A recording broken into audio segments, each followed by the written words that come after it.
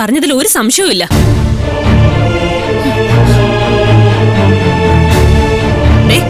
അതിനുള്ള ശ്രമം അവര് തുടങ്ങിയിട്ടുണ്ട്. ഈ വീഡിയോ ഒന്ന് നോക്കിയാച്ചാ. വീട്ടുകാരെ കബളിപ്പിച്ച് കാമുകി ഒരു സോഷ്യൽ മീഡിയയിൽ വന്നതാ വെച്ച് താലി കെട്ടി. ചിലപ്പോഴെല്ലാം ഇത്തരത്തിൽ വിവാഹങ്ങൾ നടക്കാറുണ്ടെങ്കിലും ഇത്തവണ അത് തികച്ചും വ്യത്യസ്തമായിരുന്നു എന്ന് വേണം പറയാൻ.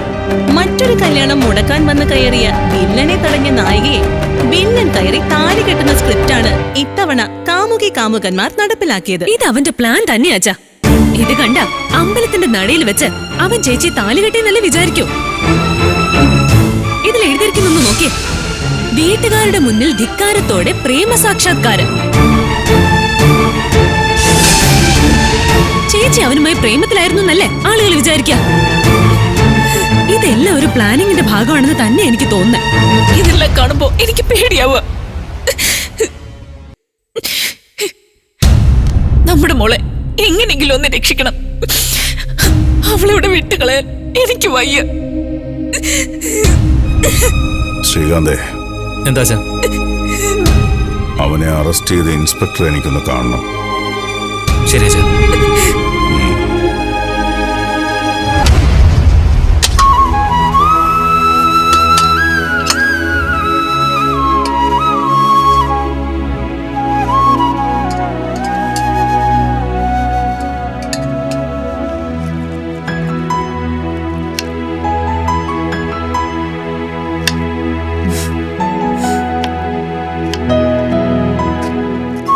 ഭക്ഷണം കഴിക്കാൻ പോവാണേ. അത് കണ്ടാലറിയാം, ഇങ്ങനെ കൂവി വിളിക്കണ്ട. ഞാൻ കഴിക്കാത്തതുകൊണ്ട് ആരും ഈ വീട്ടിൽ ഉപവാസം ഇരിക്കണ്ട. അതുകൊണ്ടാണ് കൂകി വിളിച്ചത്. അമ്മയ്ക്ക് ഇനി ഭക്ഷണം എടുക്കാലോ.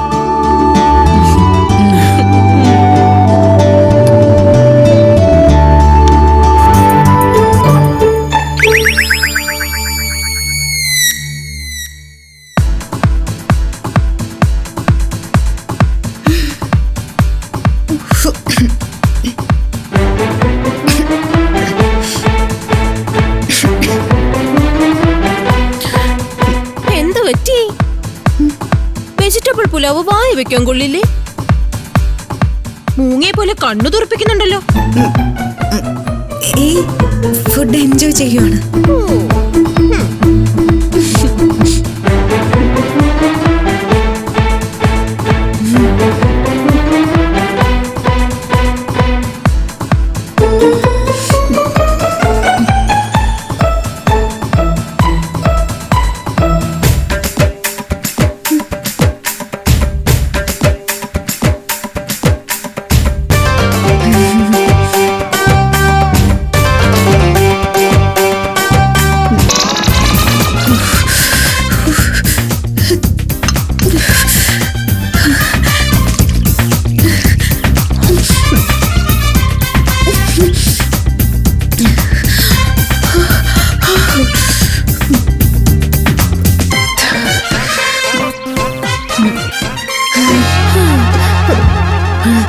What a great pulav. This is the real pulav. Great. Fantastic. 2 ദിവസം കഴിച്ചില്ലെങ്കിൽ എന്താ? ഇത്രയും നല്ല ഭക്ഷണം ഉണ്ടാക്കി കഴിക്കാൻ സാധിച്ചല്ലോ.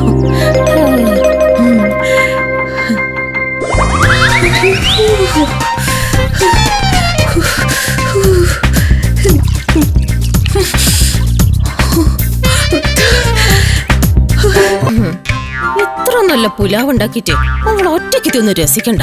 എനിക്ക് പുലാവൊക്കെ തിന്ന വയറ്റിലോട്ട് തന്നെയാ പോവാ.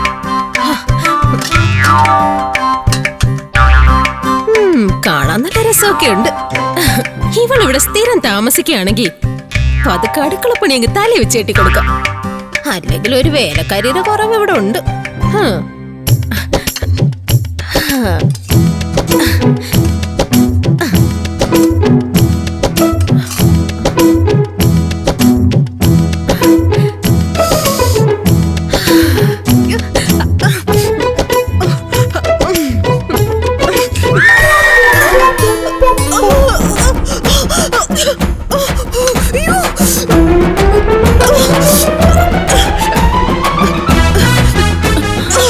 എന്താ എന്താ നന്ദിനി? എന്റെ ചേച്ചി, ആ പുലാവിന് മുഴുവൻ മുളകാ ചേച്ചി. അയ്യോ എനിക്ക് വയ്യേ.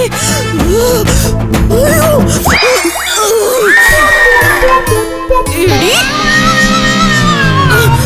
അയ്യോ.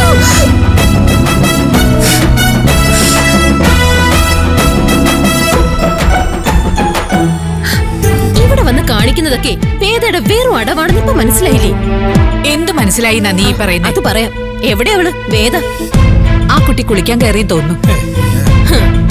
എന്റെ അമ്മ, അവള് നമ്മളെല്ലാരും ശരിക്കും പറ്റിക്കായിരുന്നു. അതമ്മയ്ക്ക് മനസ്സിലായോ? പറ്റിക്കേ? ആ, എനിക്ക് ആദ്യമേ സംശയം ഉണ്ടായിരുന്നു. അവൾ എന്തോ പ്ലാനോട് കൂടിയ ഈ വീട്ടിൽ കയറി വന്നിരിക്കുന്നതെന്ന്. ഞാനതൊരിക്കൽ സൂചിപ്പിച്ചിട്ടുള്ളതാ. അപ്പൊ അതാരും വിശ്വസിച്ചില്ല. ഇപ്പൊ ഇങ്ങനെ ഒരു വീഡിയോ കാണുമ്പോഴെങ്കിലും അമ്മേനെ വിശ്വസിക്കുമല്ലോ. ആ, ദാ നോക്ക്. സ്ക്രിപ്റ്റ് തയ്യാറാക്കി നടത്തുന്ന കല്യാണം ഇതാദ്യമാണ് എന്ന് വേണം പറയാൻ. ഇത്തരമൊരു വിവാഹത്തിലൂടെ സ്വന്തം വിവാഹം വൈറലാക്കാൻ വേണ്ടി വരനും വധുവും നടത്തിയ ഒരു ശ്രമമാണോ ഇതെന്ന് വേണം സംശയിക്കാൻ. എല്ലാ സ്വകാര്യ നിമിഷങ്ങളും വൈറലാക്കാൻ മനുഷ്യർ വെമ്പൽ കൊള്ളുന്ന കാലത്ത് കല്യാണവും വൈറലാക്കുവാൻ ആഗ്രഹിക്കും. ഇങ്ങനെ ഒരു വീഡിയോ വന്നതിന് ആ കുട്ടി എന്ത് ചെയ്യാനാ? അമ്മയ്ക്ക് ഇത് ഇപ്പോഴും പിടികിട്ടിയിട്ടില്ലേ? ഇത് അവളാണ് അപ്ലോഡ് ചെയ്തേക്കുന്നത്. വേദയോ? എനിക്കങ്ങനെയൊന്നും തോന്നില്ല. ഇത്രയൊക്കെ ആയിട്ടും അമ്മ അവളുടെ ഭാഗത്തുനിന്ന് സംസാരിക്കുന്നുണ്ടല്ലോ എന്ന് ഓർക്കുമ്പോഴാ അമ്മയോള് മാറ്റിയെടുത്തെന്നാ എനിക്ക് തോന്നുന്നത്. അങ്ങനെയൊന്നും അല്ല നന്ദിനി. അങ്ങനെ തന്നെ ആണമ്മേ. നമ്മൾ ഈ നാട്ടില് തല ഉയർത്തി നടക്കരുതെന്ന് കരുതി തന്നെയാണ് അവൾ ഈ വീഡിയോ അപ്ലോഡ് ചെയ്തിട്ടുള്ളത്. ഇത്രയും ദിവസം ആ മൊബൈലും കുത്തിപ്പിടിച്ച് അവൾ ഇവിടെ നിന്ന് ചെയ്തു കൂട്ടിയതാ ഇതൊക്കെ. അല്ലെങ്കിൽ തന്നെ ഒരു ജോലി കണ്ടുപിടിക്കാൻ മനുഷ്യനോട് പെടാപ്പാടുപെടുകയാ. അതിനിടയിൽ ഒരു പെണ്ണിനെ പൊതുമധ്യത്തിൽ വെച്ച് അപമാനിച്ചവന്റെ വീട്ടിലുള്ളതാണെന്ന് അറിഞ്ഞാൽ ഒരു ജോലിയും കിട്ടാൻ പോകുന്നില്ല. ഞാൻ ഇതിനകത്തിരുന്ന് മുരടിച്ചു പോവത്തേ ഉള്ളൂ. അങ്ങനെയൊന്നും പറയല്ലേ. നിങ്ങൾക്കുള്ള ജോലി കൂടി ആ കുട്ടി ശരിയാക്കാന്ന് ഏറ്റിരിക്കാം. നടന്നത് തന്നെ. വിശ്വേട്ടൻ അത് കാത്തിരിക്കുന്നതും കോഴിക്ക് മുല വരുന്നതും ഒരുപോലെ. അതിനാര് കാത്തിരിക്കുന്നു? എനിക്കിവിടെ വെറുതെ ഇരിക്കാൻ തന്നെ നേരം പോലെ. എല്ലാരും കൂടി അവളെ അകത്തേക്ക് കയറ്റി ഇരുത്തുമ്പോ ആലോചിക്കണമായിരുന്നു. അത് ചെയ്യാൻ കാരണം എന്താണെന്ന് നന്ദിനിക്ക് അറിഞ്ഞൂടെ? ആ കുട്ടിയുടെ സുരക്ഷയ്ക്ക് അതല്ലാതെ വേറെ മാർഗം ഉണ്ടായിരുന്നോ? അപ്പൊ അമ്മ അവളുടെ സുരക്ഷയെ പറ്റി ആലോചിക്കുമ്പോ അവൾ ഈ വീടിന് തുരങ്കം വെക്കാൻ ആലോചിക്കായിരുന്നു എന്ന് മാത്രം. ഹലോ വിക്രം, സർ, ഞാൻ നിന്നെ അങ്ങോട്ടൊന്ന് വിളിക്കാനിരിക്കുന്നു. ഞാനിപ്പോ ജില്ലാ കമ്മിറ്റി ഓഫീസിലേക്ക് പോയിക്കൊണ്ടിരിക്കുക. ഇന്ന് ഉച്ചയ്ക്ക് സ്റ്റേറ്റ് സെക്രട്ടറി അരവിന്ദ മാഷ് വരുന്നുണ്ട്. ബൈ ഇലക്ഷന് മുമ്പ് എല്ലാ ജില്ലകളിലും ചില പദയാത്രകളൊക്കെ സംഘടിപ്പിക്കേണ്ടി വരും. PPPക്ക് അണികൾ കുറവാണെന്നറിയാലോ. നമ്മുടെ ഏരിയ കമ്മിറ്റിയുടെ ജാഥയിൽ മിനിമം ഒരു 200 ആളെങ്കിലും ഉണ്ടാവണം. അത് നിന്റെ റെസ്പോൺസിബിലിറ്റിയാ. അക്കാര്യം ഞാൻ ഏറ്റു സർ. ഇപ്പൊ വിളിച്ചത് ഞാൻ മറ്റൊരു കാര്യം പറയാനാ. പറ. ആ വീഡിയോ അപ്ലോഡ് ചെയ്തവനെ കിട്ടി. അവനെ കൊണ്ട് തന്നെ ഞാനത് ഡിലീറ്റ് ചെയ്യിപ്പിച്ചു. പക്ഷേ അത് ഷെയർ ചെയ്ത് പോയിട്ടുണ്ടാവാൻ സാധ്യതയുണ്ട്. ഓക്കെ, നമുക്ക് നോക്കാം. വേറൊരു കാര്യമുണ്ട് വിക്രം. സർ, ഇനിയും നീ അവളെ വീട്ടിൽ നിർത്താതിരിക്കുന്നതാണ് നല്ലത്. എങ്ങനെയെങ്കിലും ഒഴിവാക്കിയേക്കേ. ഞാൻ ശ്രമിക്കാഞ്ഞിട്ടല്ല സർ. പക്ഷെ അവളൊരു വേതാളത്തിനെ പോലെ കടിച്ചു തൂങ്ങി കിടക്കുക. വിക്രം ഒന്ന് ശരിക്കും ശ്രമിച്ചാൽ ഏതൊഴിയാത്ത വേതാളം ഒഴിഞ്ഞു പോകും. അതെനിക്ക് ഉറപ്പാ. ആ വഴികളൊന്നും ഞാൻ പറഞ്ഞു തരണ്ടല്ലോ. വേണ്ട, എനിക്ക് മനസ്സിലായി സർ. ഞാൻ പറഞ്ഞു വിട്ടോളാം. ഗുഡ്. ശ്രീകാര്യം ശ്രീനിവാസന്റെ ഒത്താശയിൽ പെണ്ണിനെ തട്ടിക്കൊണ്ടു പോകുന്നു എന്നൊരു വാർത്ത ഈ ഇലക്ഷൻ ഇടയിൽ വരാൻ പാടില്ല. അത് ഉറപ്പാക്കേണ്ടത് നിന്റെ ഉത്തരവാദിത്തമാണ്. ഉറപ്പായും സർ. മോനെ വേണ്ട. അമ്മ മാറ. ഇപ്പൊ എന്തായാലും ഞാൻ ഈ വീട്ടിൽ നിന്ന് പോകാൻ തീരുമാനിച്ചിട്ടില്ല. നീ തീരുമാനിക്കണ്ട, എനിക്ക് പിടിച്ച് പുറത്താക്കാലോ. എടാ, വിക്രം, അവളുടെ കഴുത്തി കിടക്കുന്നത് നീ കെട്ടിയ താലിയാ. അമ്മ ഇവളെ പോലെ ഭ്രാന്ത് പറയാൻ തുടങ്ങി.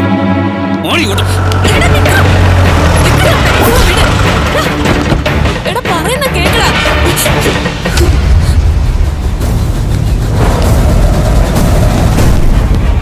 ഒന്ന് ജീപ്പിക്കണ്ട. എന്തിനാ സാറേ? കാരണം ബോധിപ്പിച്ചാലേ നീ കയറുമല്ലേ? പിടിച്ച് കയറണോ?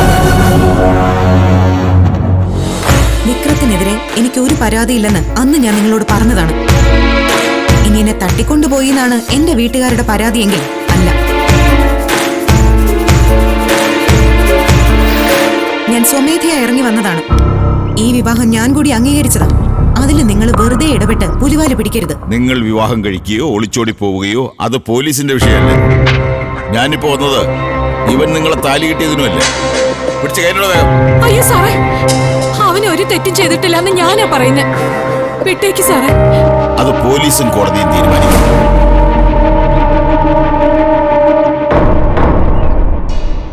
ഇവനൊരു ആന്റി സോഷ്യലാണ്. അത് പ്രൂവ് ചെയ്യാനുള്ള ധാരാളം തെളിവുകൾ ഞങ്ങളുടെ കയ്യിലുണ്ട്.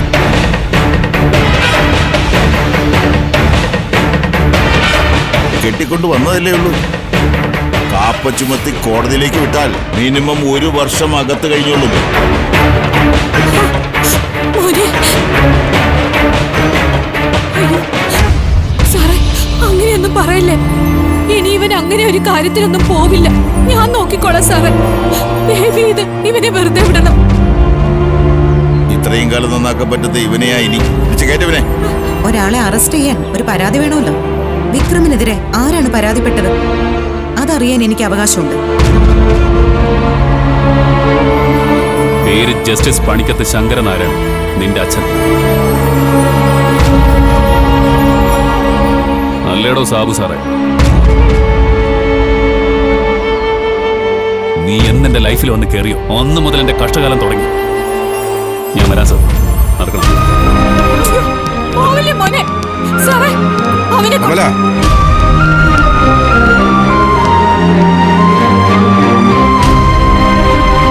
അപ്പോ എങ്ങനെ കാര്യങ്ങള്?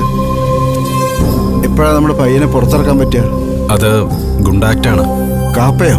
അതെ, അറിയാലോ, ബെയില് കിട്ടില്ല. കേസ് എന്താ നോക്കിയോ? ഉവ്വ്.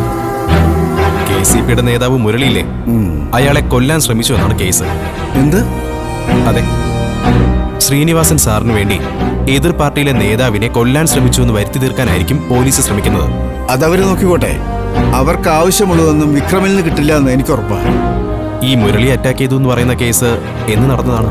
അത് കുറേയായി. നമ്മുടെ ടീമിൽ ഒരുത്തരണ്ടൊരു പണി വന്നപ്പോ നമ്മളൊന്നും തിരിച്ചടിച്ചു എന്നേ ഉള്ളൂ. അന്നത് കേസാക്കിയിരുന്നു. പക്ഷെ അന്നേ അത് സംസാരിച്ച് അവസാനിപ്പിച്ചതാണല്ലോ. അത് പൊടി തട്ടിയെടുക്കണമെങ്കിൽ അതിന്റെ പുറകിൽ ആരെങ്കിലും കാണുമല്ലോ. ഉറപ്പായി സാർ, ആരോ മനഃപൂർവ്വം ഇതിന് പുറകിലുണ്ട്. സാറ് ബൈ ഇലക്ഷന് നിൽക്കാൻ പോകുന്നത് കണ്ട് ആരോ കളിക്കുന്നതാവാനും സാധ്യതയുണ്ട്. ആര് പുറകിൽ നിന്ന് സപ്പോർട്ട് ചെയ്യുന്ന കേസാണെങ്കിലും വക്കീലെ, അവൻ എത്രയും പെട്ടെന്ന് പുറത്തിറക്കണം. ഞാനിവിടെ ഉള്ളപ്പോൾ അവൻ അങ്ങനെ ഒരു തട്ടുകേട് സംഭവിച്ചുകൂടാ. പണം എത്ര ചെലവായാലും എനിക്കതൊരു പ്രശ്നമല്ല. മനസ്സിലായല്ലോ? ശരി സാർ. വിക്രമിന്റെ ഇനിയുള്ള കാലത്തെ ജീവിതം ജയിൽ മുറിക്കുള്ളിലാവരുതെന്നാണ് നിന്റെ ആഗ്രഹമെങ്കിൽ, അവന്റെ ജീവൻ സുരക്ഷിതമായിരിക്കണമെന്നാണ് നീ വിചാരിക്കുന്നതെങ്കിൽ, അവനെ വെറുതെ വിട്ടയക്കാൻ ഞങ്ങൾ തയ്യാറാണ്. പക്ഷെ ഒരു കണ്ടീഷൻ, ഈ നിമിഷം നീ വീട്ടിലേക്ക് മടങ്ങി വരണം. ചില തെറ്റുകൾ കാലം മറക്കും, പക്ഷെ ചില തിരഞ്ഞെടുപ്പുകൾ തലമുറകളോളം വേട്ടയാടിക്കൊണ്ടിരിക്കും. നീ ഇപ്പൊ തിരഞ്ഞെടുത്തത് നമ്മുടെ കുടുംബത്തിന്റെ വരുംകാല തലമുറകളെ പോലും അവമാനിക്കുന്നതിന് തുല്യമാണ്. പറയൂ, എന്ത് തീരുമാനിച്ചു നീ? ഇതുവരെ കാണാത്ത ശ്രീയേട്ടന്റെ മറ്റൊരു മുഖവും ഞാനിപ്പോ കണ്ടു.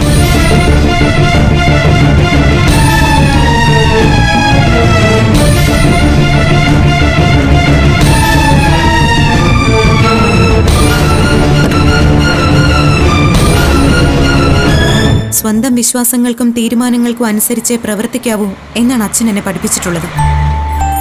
ഞാൻ അതേ ഇതുവരെ ചെയ്തിട്ടുള്ളൂ. ഇപ്പോഴും അത് തന്നെയാണ് ചെയ്യുന്നത്.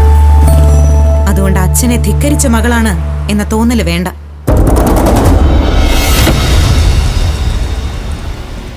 നിങ്ങളുടെ ഓഫർ എനിക്ക് വേണ്ട.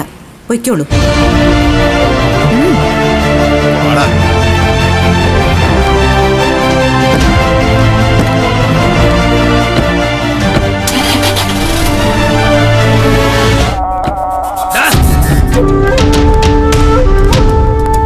ഒന്നുകിൽ സ്വയം വെളിവുണ്ടാവണം, അല്ലെങ്കിൽ മറ്റുള്ളവർ പറഞ്ഞാൽ കേൾക്കാനുള്ള ബോധം ഉണ്ടാവണം. ഇല്ലെങ്കിൽ ഇങ്ങനെയൊക്കെ ആവും ജീവിതം അവസാനിക്കുക. നിനക്ക് അന്നേ വാണിംഗ് തന്നതാ, അപ്പൊ നീ കേട്ടില്ല. എന്താണ് ഇപ്പൊ തോന്നുന്നുണ്ടാവും അല്ലേ? ഇല്ലല്ലോ, ഒട്ടും തോന്നുന്നില്ല. ആരാടാ നിന്റെ അളിയൻ? അവളെന്റെ ഭാര്യയാണെന്ന് വാശി പിടിക്കുമ്പോ താൻ എന്റെ അളിയനായല്ലേ പറ്റൂ. ദേഷ്യം വരുമ്പോ എന്റെ അച്ഛൻ സുധാകരൻ മാഷ് പറയും, തെങ്ങടിച്ചാൽ പന വീഴും പോലെ വളർന്നല്ലോടാണ്. അത്രയും വളർന്നിട്ടും താൻ ഇപ്പോഴും തന്റെ അച്ഛന്റെ ഡ്രൈവറാ? കൊരക്കല്ലേ സാറേ. ജസ്റ്റിസിന്റെ മോൻ എന്നെ ഭീഷണിപ്പെടുത്തിയെന്ന് ഞാൻ കോടതിയിൽ പറയും. അവിടെ അമ്മായി അച്ഛനും മരുമോനൊന്നുമില്ല. പ്രതിയും ജഡ്ജിയും മാത്രമേ ഉള്ളൂ. കേസിൽ കുടുക്കി കോടതി കൊണ്ടുവരുമ്പോഴല്ലാതെ ഒരു ദിവസം നേരിട്ട് വാ. അളിയന്റെ ആംബിയർ എത്രയാണെന്ന് ഞാനൊന്ന് അളന്നു തരാം. എന്താ നോക്കുന്നോ?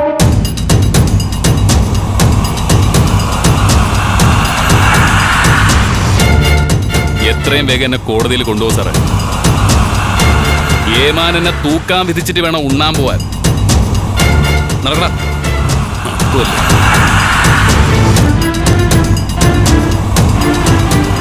ഞാൻ പറഞ്ഞില്ലേ സാറേ, അസാമാന്യ കോൺഫിഡൻസ് ആണ് അവന്.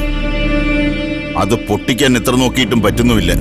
പൊട്ടിക്കാടോ, അവന്റെ എല്ലാ കോൺഫിഡൻസും തകർത്ത് തരിപ്പണമാക്കാം. താൻ നോക്കിക്കോ. താൻ വക്കാലത്ത് ഒഴിഞ്ഞോ? വിചാരിച്ച പോലുള്ളൊരു കേസല്ല സാർ. അവന് ജാമ്യം കിട്ടാൻ പോകുന്നില്ല. ഞാൻ പിന്നെ വെറുതെ അപ്പിയർ ചെയ്തിട്ട് കാര്യമില്ലല്ലോ സാർ. അത് തനിക്ക് ഇപ്പോഴാണോ ബോധ്യം വന്നത്?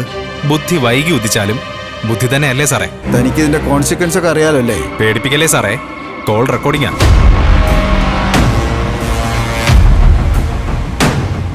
ഇലക്ഷനൊക്കെ വരാൻ പോവല്ലേ സാർ. ഇമാതിരിയുള്ള ഗുണ്ടകളെയൊക്കെ വിട്ടുപിടി. രാഷ്ട്രീയ ഭാവിക്ക് അതായിരിക്കും നല്ലത്. എന്റെ വക്കീൽ ലൈഫിന് ജസ്റ്റിസ് ശങ്കര നാരായണനെ പിണക്കാതിരിക്കുന്നത്. ഞാൻ അവന്റെ വക്കാലത്ത് ഒഴിയുന്നത് കൊണ്ട് നമുക്ക് രണ്ടുപേർക്കും ഗുണമേ ഉള്ളൂ സാറേ. ശരി.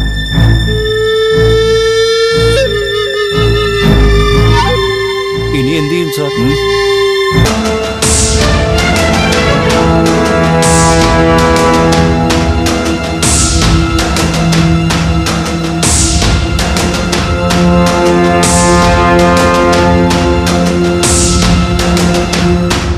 കാപ്പ് ചുമത്തിയ കേസാണല്ലോ BP.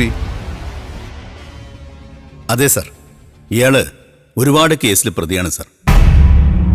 കാഞ്ഞിരംകുളം പോലീസ് സ്റ്റേഷനിൽ ഇയാൾക്കെതിരെ 8ഓളം കേസുകൾ നിലവിലുണ്ട്. എന്നിട്ട് ഒന്നിലും ശിക്ഷിച്ചില്ലേ? സാർ, അത് പലതവണയായി CJM കോടതിയിൽ നിന്നും മറ്റും ജാമ്യം എടുത്തിട്ടുള്ളതാണ്. ആ, ഇപ്പോഴത്തെ കേസ് എന്താ? Your honour, വധശ്രമമാണ്.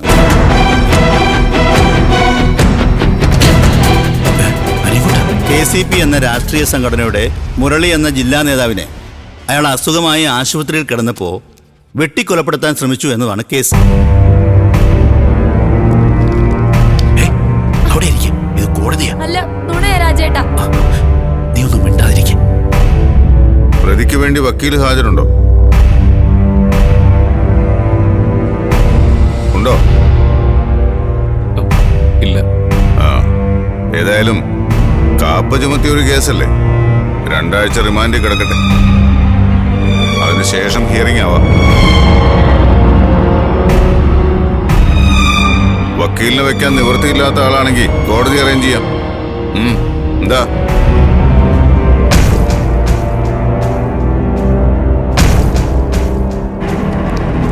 യുവർ ഓണർ, പ്രതിക്ക് വേണ്ടി വക്കീൽ ഹാജരുണ്ട്. ദാ വക്കാലത്ത്.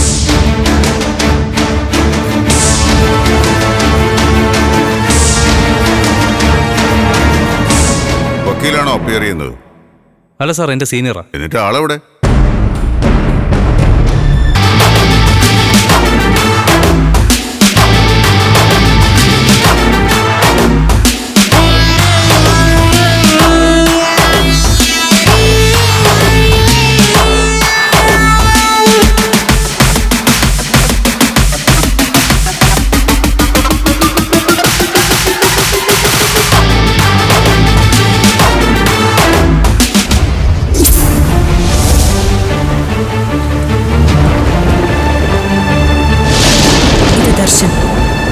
എന്റെ വിവാഹം നിശ്ചയിച്ചിരുന്നത് ഇദ്ദേഹവുമായിട്ടായിരുന്നു.